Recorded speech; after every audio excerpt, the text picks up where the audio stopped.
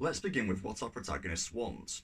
In this case, we don't have a singular protagonist, but a group of three wannabe paranormal investigators who are wanting to prove themselves as competent scientists amidst a field of cynicism and doubt. These other scientists, as well as the general public opinion, is what's stopping the group from achieving their goal. They're constantly made out to be goofballs and have to justify their profession. How are the Ghostbusters going to validate their profession when the scientific community reveres their field? The only way that our protagonists are going to prove themselves as real scientists is if they save the world from a paranormal occurrence using their sneered at scientific methods, which is handy because that's exactly what the external stakes of the story are.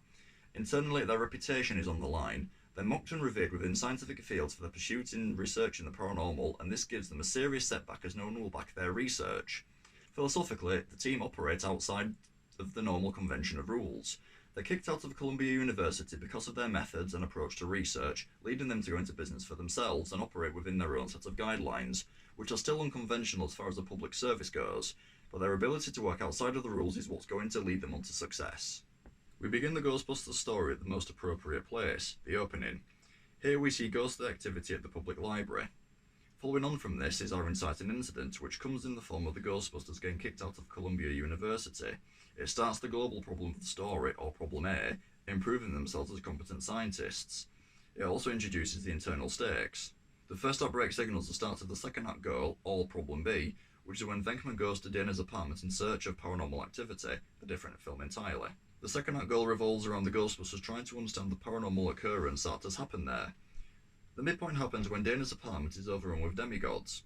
It sets the Ghostbusters back as New York is in danger of annihilation at the hands of these ancient demigods and is also a threat to the external stakes of the story. The resolution of the second act goal occurs when the Ghostbusters convince the mayor to let them save New York. After researching and understanding Dana's apartment's role in the ghostly activity in the city, they now know what to do in order to save the city. This builds up to our climax, which shows the Ghostbusters saving Louis and Dana atop the apartment building. It marks the successful resolution of the stakes and the goal of the story.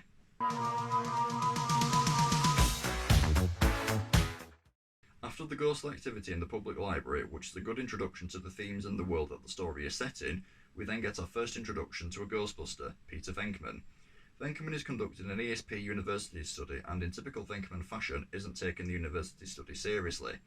His study gets interrupted and he gets called out to the library to investigate the ghost appearance. This establishes the external stakes of the story, giving the Ghostbusters a need to stop the ghost from taking over New York and mankind. Once the Ghostbusters arrive at the library, they ask the librarian questions before heading down to the library's basement. When they're in the basement, they see hallmarks of paranormal activity and eventually see the ghost in the library basement. After their amateur approach to dealing with the apparition, they run out of the library. On their walk back to the university, they discuss the possibility of capturing the storing ghost, only to find out they've been kicked out of university.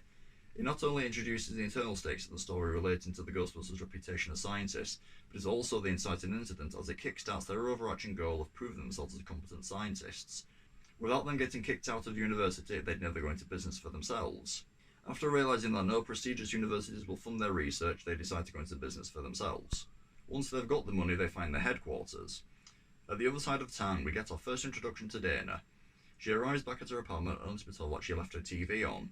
Check out our index card sheet via the link below to see why this is an important mention. When she gets into her kitchen, Dana experiences the supernatural.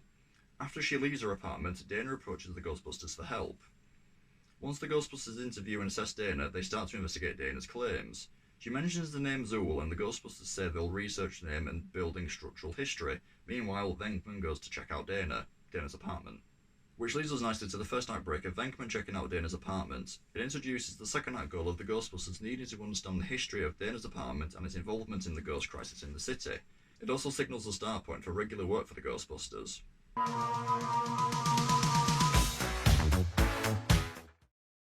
After they discuss Dana's case over food, they get their first emergency call out.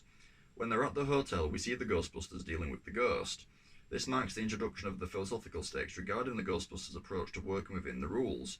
They trash the upstairs floor in their attempts to capture the ghost. Once the ghost has entered the ballroom, they continue to trash the hotel in their pursuit of catching the ghost.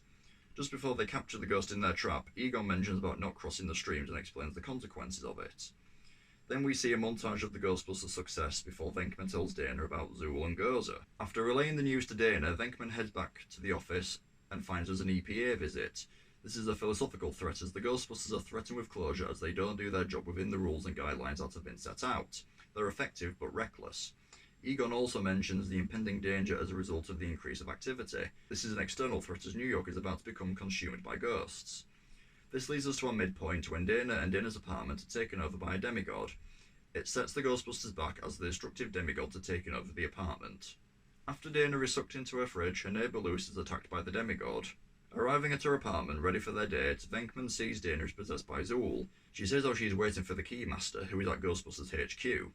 Egon deals with the Keymaster. He mentions to Venkman about how pairing Lewis and Dana up would be a bad idea. Whilst out on a routine drive, Stamps talks about the end of the world. In the midst of this, the EPA arrives to shut off the Ghostbusters' power. This is an internal threat as their reputation is now on the line. With the power to the storage facility off, all the ghosts escape and the Keymaster wanders off.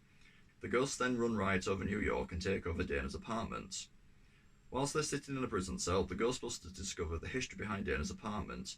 They mention the structure of the building was designed to act as a gateway between two realms.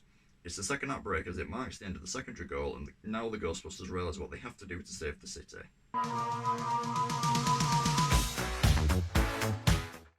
Starting in the third act, the Ghostbusters are then given an audience with the mayor. They speak to the mayor and convince him to let them stop the ghosts. So then we see the Ghostbusters on their way to the apartment. Once the Ghostbusters arrive at the apartment fights back against the Ghostbusters by throwing down rubble and tearing up the road. On the rooftop, Dana and Lewis are opening the gateway for Gozer. The Ghostbusters arrive on the roof just as the gateway opens. This is when Gozer tries to kill the Ghostbusters. The Ghostbusters' response fails to neutralise Gozer. Then they mention a destructor is coming for the city.